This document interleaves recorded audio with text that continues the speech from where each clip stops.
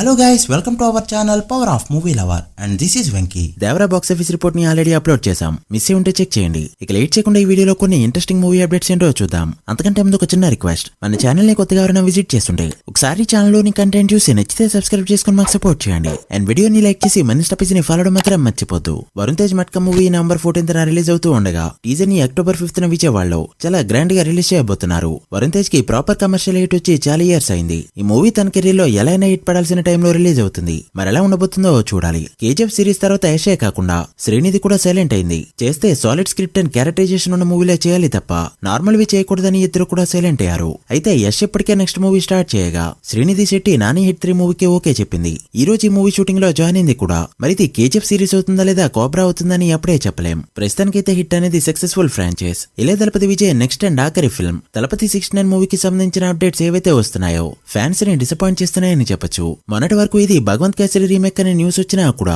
Recent గా release అయిన casting చూసాక ఇది నిజమేనేమో అనిపిస్తుంది. కాజల్ ప్లేస్ లో పూజా హెగ్డే, శ్రీలీల ప్లేస్ లో మమితా బైజు. కంప్లీట్ రీమేక్ కాకపోయినా అడాప్షన్ అయినా ఉంటుందని టాక్. ఎలానో మేకర్స్ దగ్గర ఆల్రెడీ భగవంత్ కేసరి రైట్స్ ఉన్నాయట. ఇవన్నీ చూస్తున్న ఇలే దళపతి విజయ్ ఫ్యాన్స్ ఒకప్పుడు రీమేక్ మూవీలతో స్టార్ అయిన విజయ్ వింటేజ్ డేస్ ని గుర్తు చేసుకుంటూ ఫీల్ అవుతున్నారు. లాస్ట్ మూవీ ఇదే కావాలా అంటూ. మరి ఇది ఎంతవరకు నిజం అవుతుందో మీరేం గెస్ చేస్తున్నారో కమెంట్ చేయండి. రీసెంట్ గా పొలిటీషియన్ కొండ సురేఖ గారు సమంత అండ్ అక్కినేని ఫ్యామిలీపై చేసిన వ్యాఖ్యలు ప్రెజెంట్ సోషల్ మీడియాలో దుమారం లేపుతున్నాయి. ఒకరిని పాయింట్అవుట్ చేయడానికి థర్డ్ పర్సన్ పర్సనల్ టాపిక్స్ ని తీసుకొస్తూ ఆమె చేసిన వ్యాఖ్యలపై ప్రతి హీరో కూడా ఇప్పుడు రియాక్ట్ అవుతున్నారు.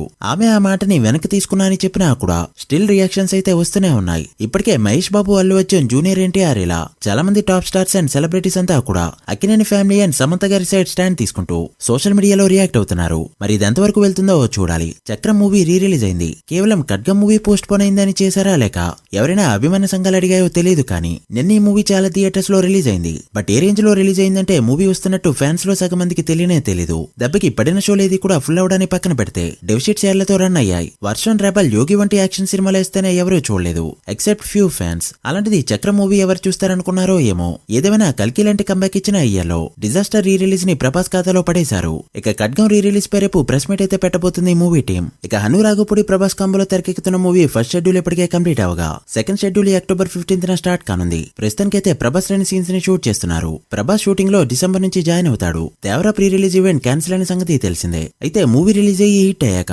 సక్సెస్ఫుల్ మీట్ ని చాలా గ్రాండ్ గా పెడతామని డిసైడ్ అవగా ఈ రోజు గుంటూరులో చాలా గ్రాండ్ గా ఈవెంట్ ని పెట్టాలని ఫిక్స్ అయ్యారు. బట్ గవర్నమెంట్ అయితే పర్మిషన్ ఇవ్వలేదు. ఎన్టీఆర్ కి గుంటూరులో స్ట్రాంగ్ జోన్. ఏదైనా తేడా అయ్యి హెవీ క్రౌడ్ వస్తే ప్రాబ్లం అవుతుంది అనుకున్నారో ఏమో. సో అగైన్ ఈవెంట్ అయితే క్యాన్సిల్ అయింది. ఇక నెక్స్ట్ అయితే హైదరాబాద్ లోనే సక్సెస్ మీట్ ని ప్లాన్ చేస్తున్నారు. చూడాలి మరి ఇదేనా సక్సెస్ అవుతుందో లేదో. ఇక బుకింగ్స్ విషయానికి వస్తే 7th డే ఈ ఫిల్మ్ వర్కింగ్ డేస్ అన్నిట్లో కాస్త వీక్ గా పర్ఫార్మ్ చేసినా కూడా మరీ డెడ్ డ్రాప్స్ అయితే చూడట్లేదు. బుకింగ్స్ అయితే మంచిగానే జరుగుతున్నాయి. మరి ఎంతవరకు హోల్డ్ చేస్తుందో చూడాలి. ఇక గేమ్ చేంజర్ విషయానికి వస్తే మూవీ టీం డిసెంబర్ 20న రిలీజ్ చేయడానికి గట్టిగా వర్క్ చేస్తూ ఉండగా వర్క్ ఖచ్చితంగా కంప్లీట్ అయిపోతే డిసెంబర్ 20కే వస్తుంది. లేదా పోస్ట్ పోన్ అయిందంటే మాత్రం పొంగల్కి వచ్చే ఛాన్సే లేదు. దిల్రాజుని రీసెంట్ గా అడిగితే మాట దాటిశాడు కూడా. అయితే సంక్రాంతికి ఎందుకు రాదు అంటే విశ్వంబర షూటింగ్ ఆల్మోస్ట్ కంప్లీట్ అయిపోయింది ఎక్సెప్ట్ 2 సాంగ్స్. కమింగ్ 2 months లో పోస్ట్ ప్రొడక్షన్ వర్క్ అంతా కూడా కంప్లీట్ అయిపోతుంది. సో 2025 సంక్రాంతికి విశ్వంబర రాకని ఆపడం ఎవరి వల్ల కాదు. సో ఇన్ కేస్ డిసెంబర్ 20 నుంచి పోస్ట్ పోన్ అయిందంటే మాత్రం డైరెక్ట్ సమ్మర్ రేస్ లో పడాల్సిందే. సమ్మర్ లో పడినా కూడా బెనిఫిట్ అనుకోండి. బట్ ఇన్నిసార్లు పోస్ట్ పోన్ అయితే ఉన్న హైప్ కూడా పడిపోతుంది.